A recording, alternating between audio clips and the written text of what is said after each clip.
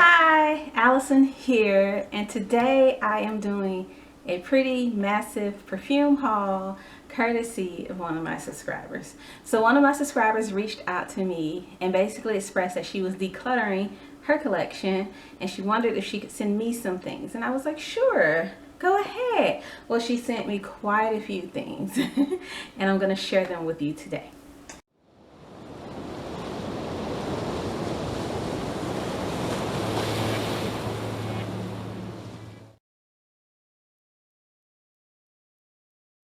So today I'm wearing Hanae Mori, and it's their perfume called Hanae.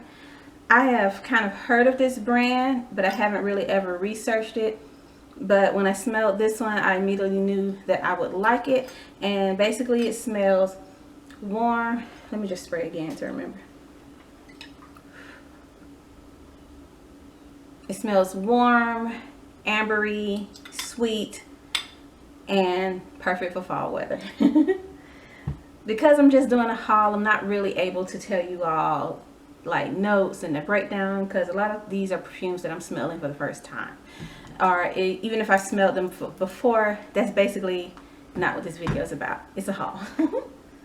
So then she also sent me a roller ball. This is Burberry Weekend, and when I smelled it, from what I remember, oh, this is a travel spray. This one smells fresh and transitional. By transitional, I mean that it works for those transitions from winter to spring and from fall to winter, basically. It's perfect for the transition seasons. This one that she sent me is Prada Candy Kiss.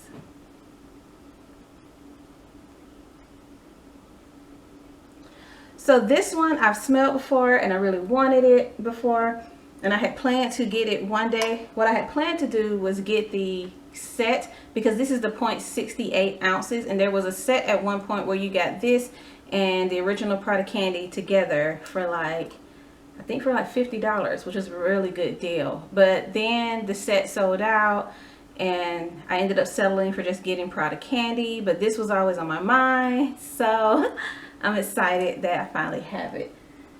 So excuse me for sounding so subdued. I've been really sick, like honestly almost the past month. I've recorded some videos in the midst of my sickness, but it's just been rough, and yesterday was really bad.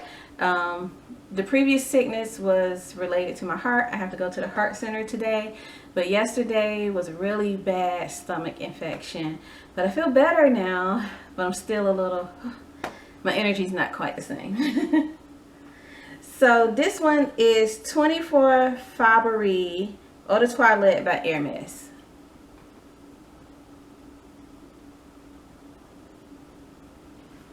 So this one, when I smelled it, I just thought this could have been in my grandma perfumes video or my maternal perfumes video. I don't think of it as an old lady perfume, but I do think of it as very mature. And I do think it will go in the same class as like Coco by Chanel, or even Chanel No. 5. It's kind of in that same area, that same style of perfume. Okay, this next one is a really big bottle, and I'm thinking this will be one of my spring perfumes.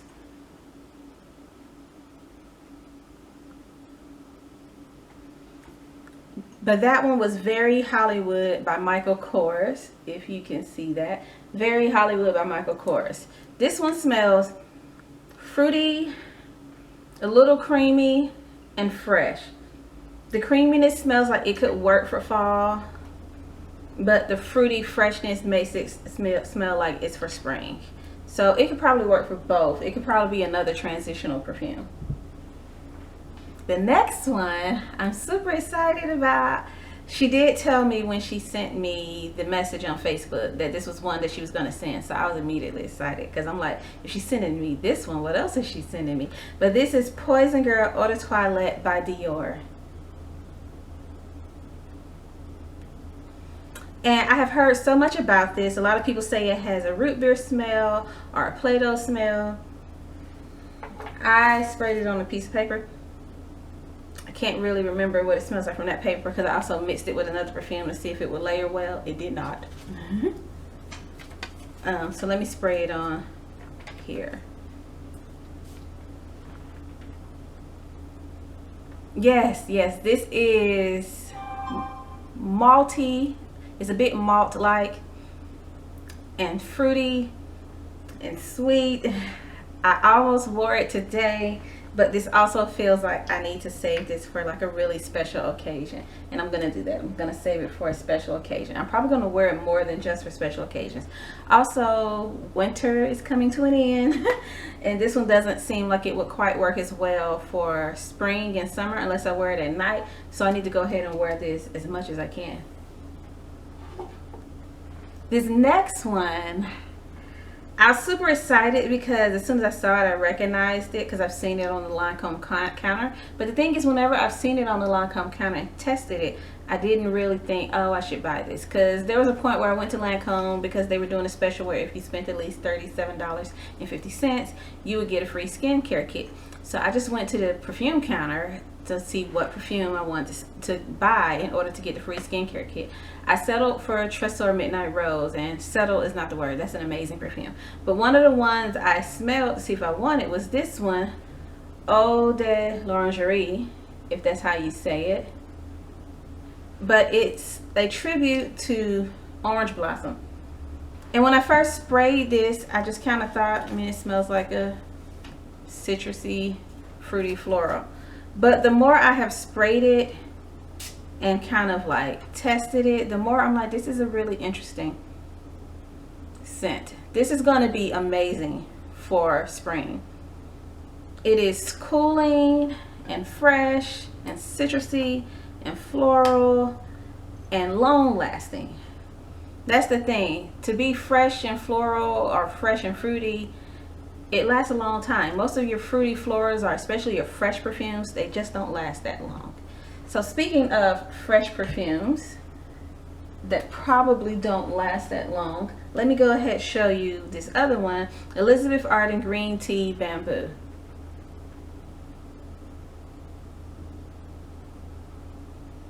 So this one actually smells similar to the Lancome one, but the Lancome one is even though it's fresh and fruity, it has a depth in there. Something in there gives it a sense of depth. This one is just all freshness and fruitiness, but green. It has bamboo in it, green tea bamboo, and I can smell kind of that planty vibe. This one smells a bit planty, tea-like, sweet, citrusy.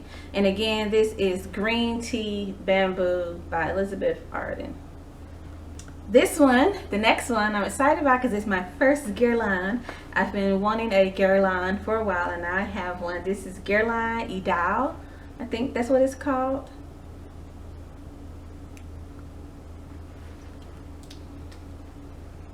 This one is, it smells like it's going to be kind of soft, close to the skin. I don't know if that's what it will actually be, but it smells like it will be soft and close to the skin. It's kind of unique. I don't really know what else it smells like. It has kind of like a creaminess and a muskiness, and it smells dusty. Like, you know how normally you would say something smells powdery? This smells dusty. It smells dusty and sweet and creamy and floral. And it might be that it's a sweet floral. And it makes me think of what I imagine Dune would smell like. I've seen Christian Dior Dune, and I've never smelled it, but I know that Dune was supposed to be an homage to the desert. This one smells like it could be an homage to the desert as well. Okay, my camera cut off, and I didn't realize it cut off until I had already thought I was recording some perfumes. But basically, I have here Britney Spears Fantasy, the remix edition. I don't really like the bottle because of the little part right here with the cap, because it looks a little cheap. It looks metal plated instead of looking like metal. It basically looks like it's plastic plated in metal. And as far as the smell, it smells kind of generic. It's supposed to be a remix on Fantasy. It smells to me almost like a dumbing down of Fantasy. I think another one I talked about was Tom Ford Rose Oud. This is Tom Ford Rose Oud. I do not like this at all. It smells like the oud is too prominent in this one. So another one I have is Clinique Happy, and I really like this one. I think this one is going to be perfect for summer. It smells bright. It kind of reminds me of the same vibe of Versace Bright Crystal, the absolute or the original version, honestly. Yeah, it reminds me of Versace Bright Crystal. Basically that same type of vibe. So I think I'll like wearing this. This one will be an easy reach. This next one is pretty much very maternal smelling. And when I looked it up and saw that it was made in like 1984, I was like, well, that explains it. But this one is by Diptyque, and this one is Olean. It smells like it was made in 1984. And this one is a bit dusty or powdery. And maybe a little bit more powdery than dusty, but it kind of has like a dry smell to it, but it also smells like a yellow floral. Very maternal. This next one has a bit of a maternal smell, but not all the way. It's by Bvlgari, and it's from the Splendido line, and it's Iris Dior. And this one smells very sunny. It smells super, super sunny. And it reminds me almost of Armani's Sun de Joya, I think, or even Light de Joya. It's Light de Joya, not Sun de Joya. Because Sun de Joya has that coconutty, suntan kind of smell. But this one has more of a light smell, as in sunlight. Not light as in light and fresh like Dolce & Gabbana. But it smells a bit sunny. Yes, very sunny. This smells like sunshine. It smells like a sunny floral. The next one I fell in love with when I smelled it. It might not last that long, but I fell in love with it when I smelled it, and I sprayed it on my hand and it kind of disappeared quickly. So I might have to layer it with something else like a lotion to get it to last longer, but it smells so good. It smells so good. Let me spray it before I show it to you guys, just so I can get reacquainted with that smell. So while you're looking at the bottle, this is Signorina Misteriosa by Salvatorre Ferragamo. Did I show you the back? Yeah, I'm showing you the back of the bottle. So this is Signorina Misteriosa by Salvatorre Ferragamo. This one is fruity and sparkling and dark and juicy. Like, it smells juicy. Like, it just smells like you should bite it. Like, I feel like if you wear this, you smell like somebody needs to bite you. Like, you smell like you're asking someone to bite you. That's how juicy it smells, and I love it. So this is Reveal by Calvin Klein. The bottle is quite unique. It stands up like this, but when you look at the branding and the word placement, you feel like you're supposed to look at it this way, but it stands up on this side. This one, I remember being surprised by it because I kind of have an assumption when it comes to Calvin Klein perfumes. Whenever I think of Calvin Klein, I think of Obsessed, and that one is a pretty bombastic oriental from my memory.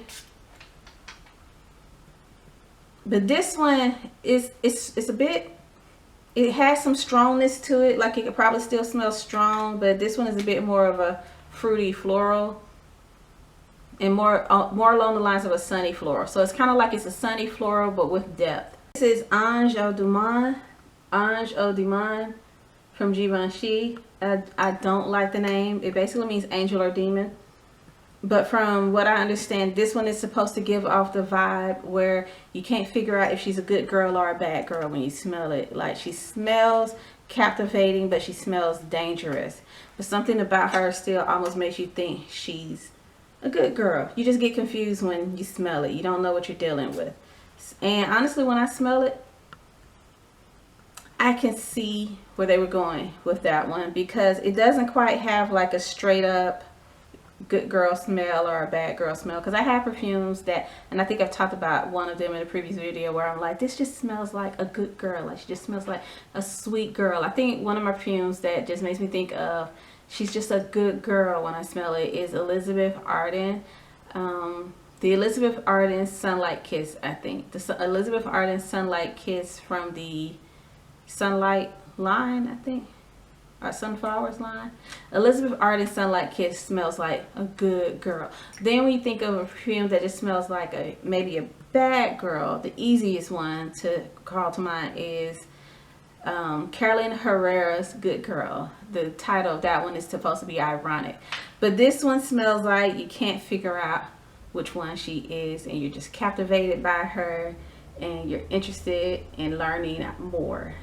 And then last but not least is Far Away. I think it's called Far Away. It's not on the bottle, but I think this is by Avon. I'm not sure. But this is another one that smells mature, maternal, maybe even, I don't know, outdated. This one isn't like a blind buy. It smells good, and I think I would appreciate this on someone else, but I feel like when I wear it, I have to be in a certain mood to wear it. That's really all I have to say about that one. So that concludes the video. That is my massive perfume haul, courtesy of one of my very generous subscribers. I'm going to continue to pay attention to these perfumes and just honestly my whole collection, because at this point it may be time for me to declutter. So I'm going to figure out what I'm going to do as far as like, will I pass these on to people I know, or maybe I will use them for other purposes related to my channel, as far as like once I figure out the ones that definitely aren't for me and the ones in my collection that definitely aren't for me. I'm gonna pray about that, and I'll update you guys on what I decide. But thanks for watching.